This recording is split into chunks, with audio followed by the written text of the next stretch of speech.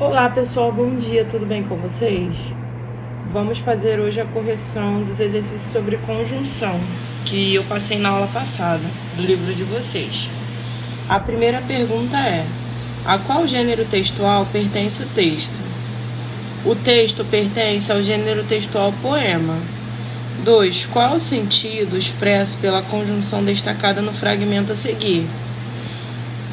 São duas crianças lindas, mas são muito diferentes. Uma é toda desdentada, a outra é cheia de dentes. No fragmento, a conjunção mais exprime ideia de adversidade, oposição e contraste.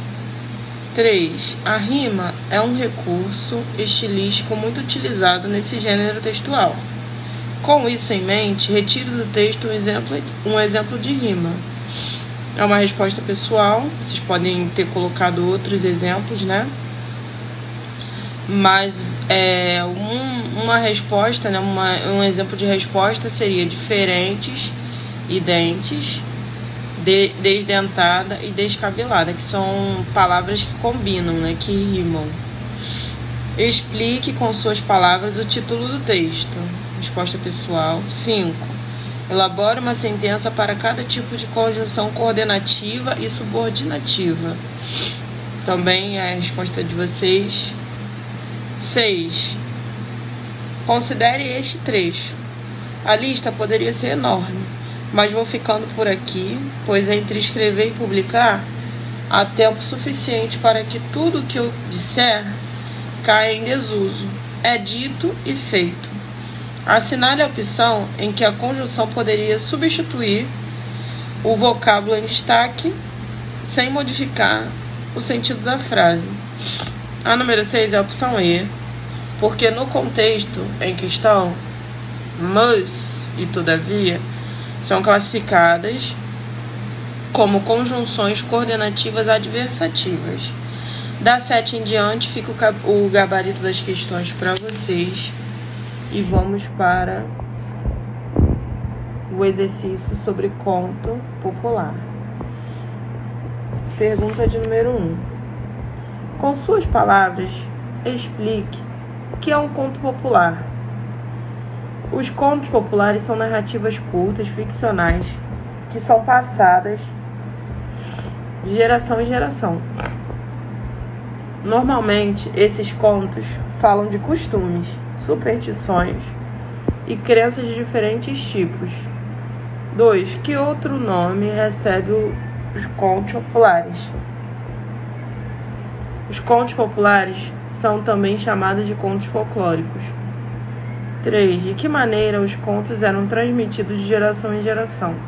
Os contos eram transmitidos de geração em geração oralmente. 4. A quem é atribuída a autoria dos contos populares? A quem é atribuída a autoria dos contos populares? 4. A autoria dos contos populares é atribuída ao povo. 5. Cite exemplos de mitos e lendas que deram origem a contos populares brasileiros. Alguns exemplos são as histórias da Iara, do Saci, do Boto, do Curupira e da Mula Sem Cabeça.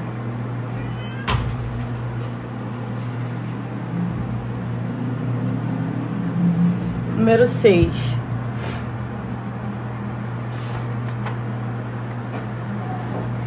De acordo com o texto 1, o nome Iara em tupi significa, opção C, Senhora das Águas. 7. Segundo o texto 1, o mito da Iara é resultado da combinação de duas lendas. Que lendas são essas? Número 7. Segundo o texto 1, o mito da Iara é resultado da combinação da lenda indígena do Ipupiara com a lenda da sereia europeia. 8. Segundo os textos 1 e 2, Iara é metade mulher e metade, letra B, peixe. 9. No texto 2, que outro nome recebe Iara? Opção E, filha da água. 10. No texto 2, após o casamento, Yara, 9, letra D, vai viver em terra com o pescador. 11. No texto 2, qual é a condição de Yara para ir morar com o pescador? No texto, para morar em terra com o pescador, Yara impõe a seguinte condição: o pescador não poderia falar mal do povo de Yara, ou seja, do povo do mar. 12. De acordo com o texto 2, Yara era feliz durante o casamento? Retire um fragmento do texto que justifique a sua resposta. De acordo com o texto, Yara não era feliz durante seu casamento. Dia após dia, a mãe da água, obrigada a viver naquela maloca junto com um homem tão grosseiro, foi perdendo todo o encanto pelo casamento. 14. Depois que Yara volta para o mar, o pescador volta a ficar sem sorte e solitário e nunca mais consegue pescar alguma coisa. A número 14. O que acontece... Não, a número 13.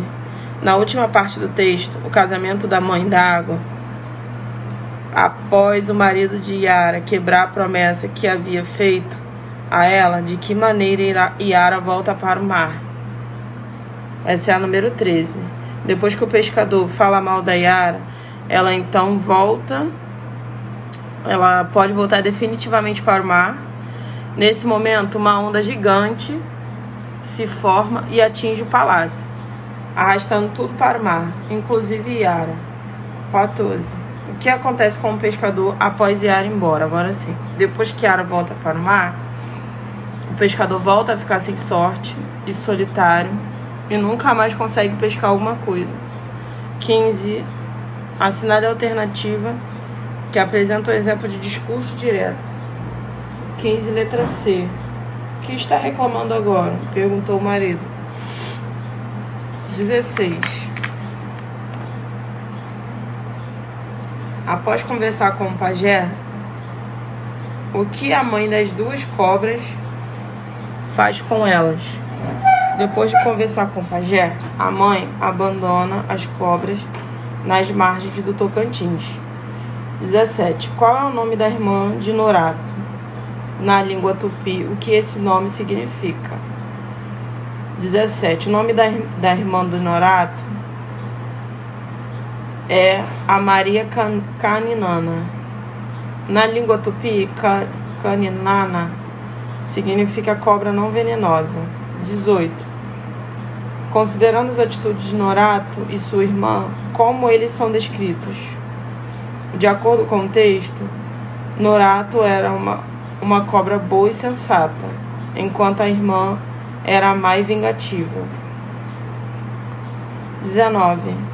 De acordo com o texto, Norato era vista em 4 ou 5 lugares, muitos distintos, em uma mesma noite. Como isso era possível? Segundo o texto, Norato tinha o dom de se transportar magicamente de um lugar para o outro, e por isso podia ser visto em 4 ou 5 lugares, muitos distintos, em uma mesma noite. 20. O que deveria ser feito para quebrar a maldição de Norato, ou seja, para que ele pudesse se transformar definitivamente em um homem? Para quebrar a maldição, era preciso despertar algumas gotas de leite sobre a cabeça dele, e depois dar um golpe nela, o suficiente para tirar algumas gotas de sangue. Então, gente, esse foi a correção dos exercícios. Esses contos são muito bons para vocês lerem, para desenvolver a leitura, muito bom, muito interessante. Então não deixem de ler, de pesquisar. O trabalho que eu pedi para vocês entregarem na semana passada, entreguem na escola. Quem ainda não tiver entregado, entreguem na escola, por favor, tá, gente? Hoje nós vamos fazer a introdução à sintaxe, tá bom? Então, gente, vamos começar. Nessa aula, além de conhecer o objetivo de estudo da sintaxe, também estudaremos os conceitos de frase, oração e período. A sintaxe consiste na parte da gramática que estuda a relação entre os termos de uma oração ou entre as orações que formam um período. Quando se fala em analisar sintaticamente um período ou oração, isso significa dividi-los em seus elementos. Por exemplo, sujeito, predicado, oração subordinada, etc. Para que se possa estudar a relação estabelecida entre eles, tá? E com isso, para iniciarmos nos nossos estudos sobre a sintaxe da língua portuguesa, é preciso, antes de mais nada, compreender o que é frase, oração e período. Frase. A frase é o termo, né?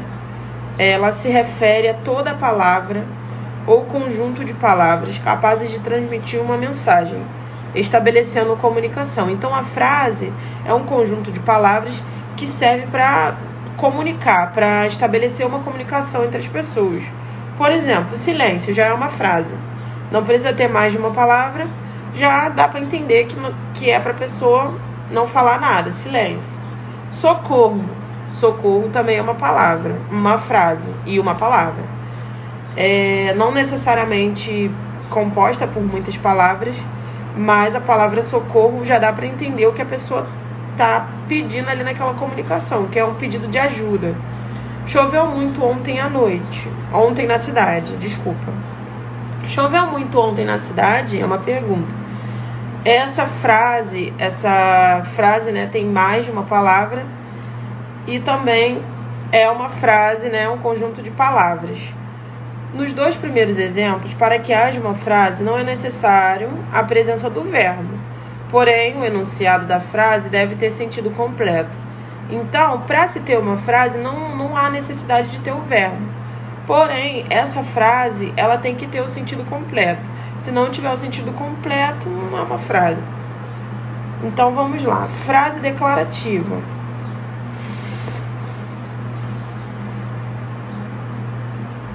São utilizadas para informar, opinar, definir ou relatar. As frases declarativas ainda podem ser afirmativas ou negativas. É preciso saber lidar com as adversidades. Ela não vem hoje. Então, gente, são frases declarativas, tá? As frases declarativas, elas podem ser afirmativas ou negativas. Por exemplo, afirmativa é preciso saber lidar com as adversidades e negativas, ela não vem hoje. Interrogativas, elas são utilizadas para perguntas, tá? Elas podem ser indiretas com a interrogação ou indiretas com um ponto final. Quando teremos férias? Interrogativa direta. São utilizadas para exprimir ordem, pedido ou conselho, as imperativas, tá? Permaneça em silêncio. Exclamativas são utilizadas para exprimir admiração, surpresa ou espanto. Que cidade maravilhosa! Optativas são utilizadas para exprimir desejo. Deus te acompanhe. Oração. A oração é a frase, o membro da frase que se organiza em torno de um verbo ou locução verbal, podendo ou não ter o sentido completo, tá? Faltou luz no meu bairro ontem. As chuvas costumam causar acidentes. No último exemplo, há duas orações que, quando isoladas, possuem sentido incompleto. A verdade é que eles desistiram da viagem. Nos dois primeiros exemplos, no entanto, as orações possuem sentido completo.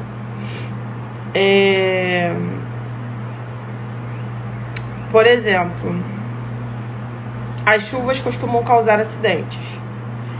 Período, vamos falar de período.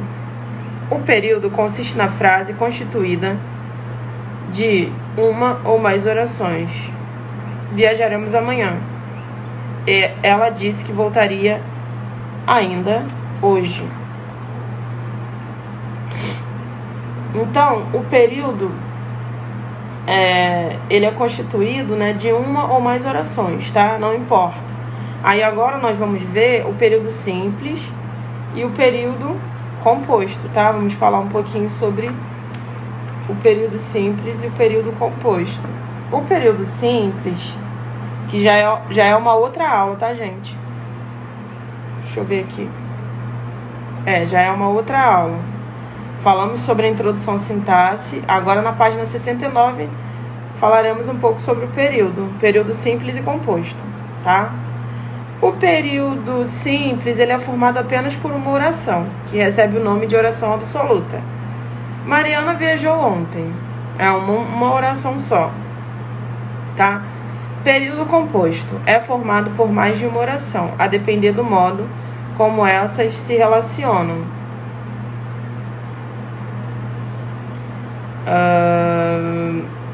O período pode ser composto por coordenação. O composto por coordenação, ele é formado por orações coordenadas, isto é, orações sintaticamente independentes. Ele guardou todos os tesouros e ficou sem seu tear. No livro de vocês tem até explicando que tear, né, é um tecido por meio do manuseio, tecer no caso. Compor um tecido por manuseio de fios, geralmente cruzando com a ajuda de um tear. As duas orações que formam um período são sintaticamente independentes, podendo ser separadas, formar duas orações absolutas. Por exemplo, ela guardou todos os tesouros e ficou sem seu tear. Então, são duas orações, né, em um período só. Então, é um período composto. Composto por subordinação. É formado por uma oração principal e orações subordinadas. Nesse tipo de período, a oração subordinada exerce a função de um dos termos da oração principal. Por exemplo, o alfaiate garantiu que as roupas logo não estariam completas. Então, no período que as roupas logo estariam completas, completa o sentido da forma verbal garantiu. Gente, então é isso. Eu vou passar uma atividade para vocês de redação, para vocês entregarem na escola até o dia 2/12, que é para vocês assistirem o filme Valente. É um filme infantil, vocês encontram na internet. Ele foi lançado em 2012 e vocês vão fazer um breve resumo sobre o filme, contando as principais situações que ocorrem nele. O mínimo são 20 linhas. Vocês vão fazer uma folha de caderno normal mesmo e entregar na escola. Não deixem de entregar. Fim de ano já tá aí. Já estamos finalizando já o nosso ano letivo. E é isso, gente. Não deixem de entregar. Qualquer dúvida podem me perguntar lá no grupo, tá bom, gente? Não deixem de perguntar. Desculpem um pouco a minha voz de hoje. Estou com um pouquinho de alergia, mas faz parte, né? É assim mesmo. Peço desculpa a vocês um pouco minha voz. Se alguma coisa vocês não conseguiram entender por conta disso, é só estarem me perguntando lá, tá bom? E é isso, gente. Muito obrigada pela atenção de vocês. Fiquem com Deus e até a próxima aula. Um grande beijo para todos.